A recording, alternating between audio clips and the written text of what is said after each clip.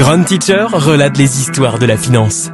Bienvenue dans le podcast de Grand Teacher relate, le podcast où l'histoire rencontre l'économie. Aujourd'hui, nous vous emmenons dans un voyage captivant à travers le temps et l'espace pour découvrir l'impact insoupçonné de la famille royale britannique sur les marchés financiers mondiaux. Installez-vous confortablement, fermez les yeux et laissez-vous transporter. Imaginez, nous sommes en 1953. Le monde est encore marqué par les cicatrices de la Seconde Guerre mondiale.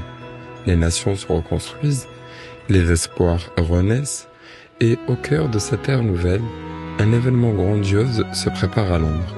Une jeune femme, Élisabeth, va être couronnée reine.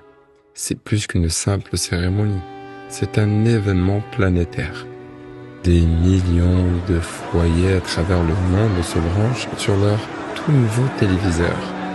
Une invention encore récente. Le couronnement d'Élisabeth II devient le premier grand événement médiatique de l'ère télévisuelle. Les ventes de téléviseurs explosent. Une vague d'achats qui n'a pas seulement touché les ménages britanniques, mais aussi les marchés financiers mondiaux. Les actions de fabricants de télévision, des chaînes de distribution, même des sociétés d'électricité montent en flèche. Le couronnement ne fut pas qu'un acte de tradition. C'était aussi un moteur économique. La royauté, ce jour-là, a prouvé qu'elle n'était pas seulement une relique du passé, mais un acteur clé dans l'économie moderne. Avançons dans le temps. Nous sommes maintenant en 2011. Encore une fois, tous les regards sont tournés vers Londres. Le prince William, héritier du trône, s'apprête à épouser Kate Middleton. Ce mariage, bien plus qu'une simple union royale, est un phénomène mondial. Kate Middleton, une jeune femme venue d'une famille de la classe moyenne, va redéfinir l'image de la royauté. Les robes qu'elle porte, les accessoires qu'elle choisit, tout devient instantanément à la mode. Les marques se battent pour l'associer à leur image. Chaque apparition publique de Kate propulse des marques, des entreprises directement sur le devant de la scène. Les indices boursiers réagissent. Les actions des maisons de couture qu'elle porte grimpent.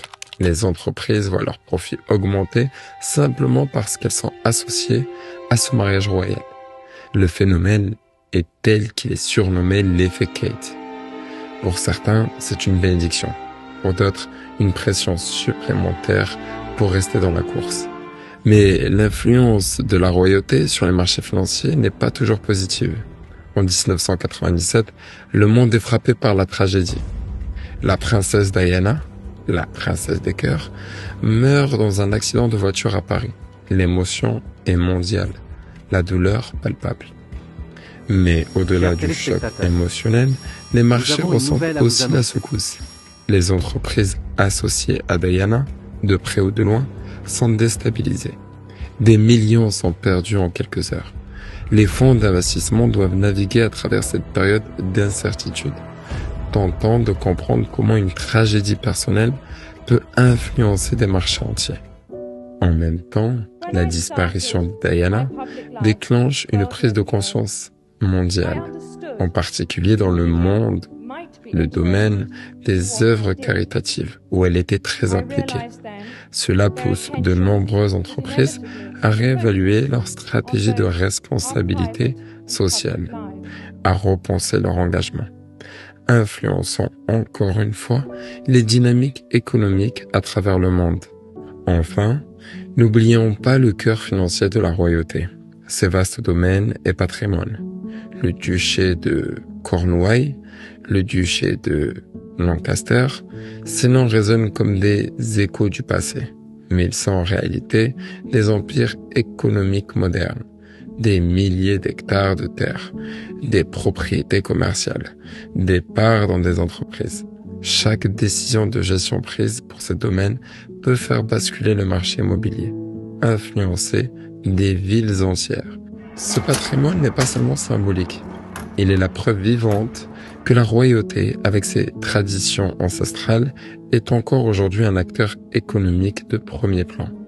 Et voilà, chers auditeurs, comment la famille royale britannique bien au-delà des protocoles et des couronnes, a laissé une empreinte indélébile sur les marchés financiers mondiaux.